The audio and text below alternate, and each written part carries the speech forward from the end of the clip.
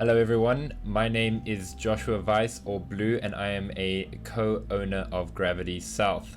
I'd like to welcome you all to our media presentation video where we're basically going to go over what a standard tournament that we produce looks like. At the beginning of every tournament, we create a website for the tournament organizer. This allows them to keep their players in check and to keep everyone informed. The whole idea behind Gravity South is to create a start-to-end production. So that's why we've invested in graphics like stream starting to keep the user informed of what's currently happening on the stream.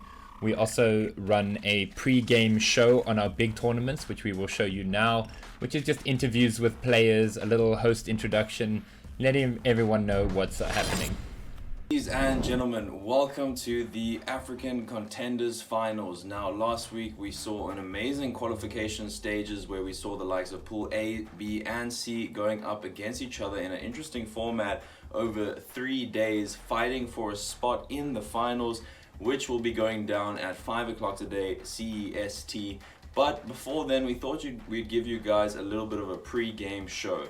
We want to do this to give the viewers the best possible experience, maybe give some context to new viewers, help them explain a little bit about the scene, how it works, and give them just that bit of understanding that's going to help them through the finals. Now, we're going to be jumping to interviews where Blue will be chatting to some of the captains, seeing their thoughts, their experiences from the past weekend, and then we're going to go over some predictions that myself and Blue at Gravity South have for this event. My name is Dedexo at Dedexo on Twitter, and I will be casting and hosting the games tonight. Alongside with me is my partner Blue at Blue_GS on Twitter. He will be doing the desk analysis and co-casting with me tonight. We hope you have thoroughly enjoyed the production that we've put together. It's taken a lot of hard work and effort. And if you enjoyed and like to see more of this in the future, please give us some feedback on Twitter at GravitySouthZA. And without further ado, we're going to be jumping into some team captain interviews. Hey guys, my name is Blue. Welcome to the pre-game show, and for the next 20 minutes or so, we're going to be going through 3 interviews. First with TGE Karma, second Narked, and then finally Killer Pizza before we jump into the first game of today. Coming up now, our first interview, Soulslayer. To be joined now with Soulslayer, the captain and IGL of TGE Karma. So the TGE Karma we saw in qualifiers really impressed, and we find the pre-game shows are a really good way of getting people to tune into the stream and having a large current viewer base as the games go live. It's also a nice way to just inform people about what the scene looks like. Who are the major players, what are the type of strategies that people use, and what can they look forward to. Coming now, we are just going to have a look at a couple casting examples so you can have an idea. My co-partner Dexo, or Chris, is going to be the main caster in all the games, so you will mostly hear his voice. I'm just along for the ride and to help with commentary here or there. Here comes Sinister5 to help him out on the flank. Chrissy getting the tags onto Vampire. Evil Snowman down. Chrissy pulls out the AR. Great stuff from Chrissy as he gets the double kill. Sticking also going down. Sticking on a great flank. He spots Nianfo. The spray's going to come through. He gets a knock onto Nianfo. This is a great opportunity for Dark Illusions, but here comes the flank from Soda. EN want to shut this down, and Moose gets a knock onto Soda with a nade. Dark Illusions, and Sticken takes out. Oh my god! Dark Illusions wiping EN. As Terry's running up on the flank, he gets the audio cue that they're engaged. Terry, the hero very from Terry. He gets the spray down onto Fat Noob. It's now a 1v1v1 situation. He knows Dax is pushing. He catches Dax in the open, and Terry gets the 1v2. It's now a 1v1. Can Terry get the win for Dark Illusions? Milton, though, he hasn't been involved. He doesn't really know the situation. He has an idea of where Terry is, but he's going to be pushing over now. Terry will hear the audio cue. Terry gets a spray down, and down goes Milton. Terry pulling through an amazing clutch for Dark Illusions. Very well played. And welcome, everyone, to game number 2 analysis.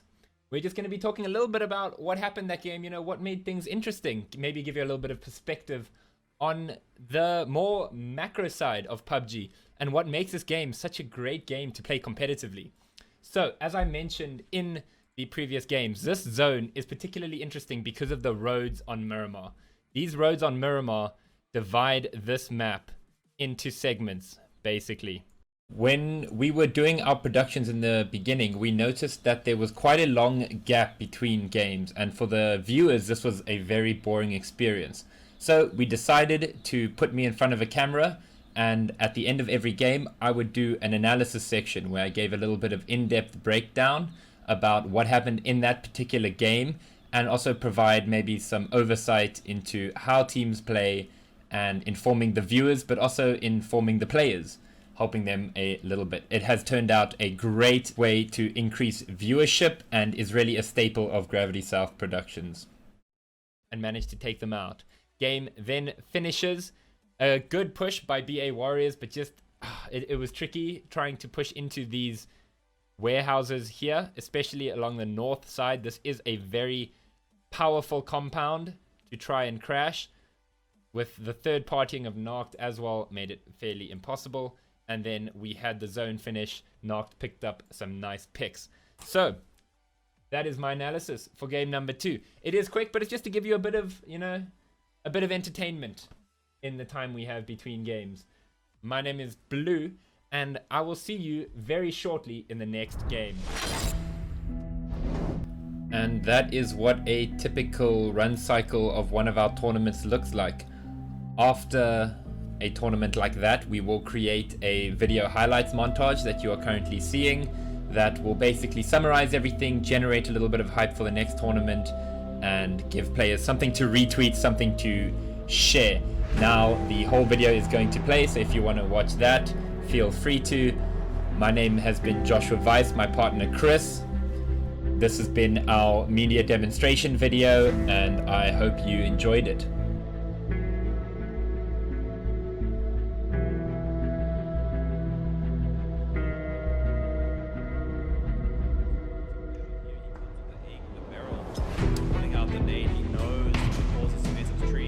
Lone Watcher takes out Zimbo Mouse. Terry gets the nade onto Lone Watcher as he pushes up on Bat Down. He spots Bat Down with the barrel. He takes out Bat Down. There's one player left.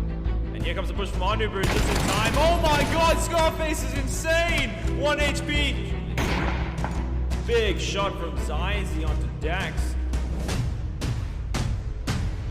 He's going to be making an aggressive push. He spots Commodus Prime. Both go down. Milton going huge for BA Warriors.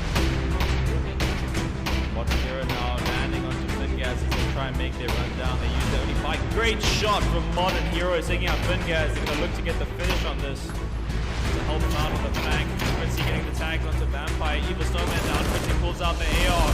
Great stuff from Chrissy as he gets a double kill. Spots Bunny Chow. He's going to go for the 6-6 M4 spray. He sees him and Bunny Chow takes down TGE Viking. Soul Slayer tags him up. Maybe he gets the lock onto Soul Slayer. If Bunny Chow can make this happen, it'll be an insane play. He peeks right side. He gets the headshot spray down onto FPS Fingers. Huge play from Bunny Chow.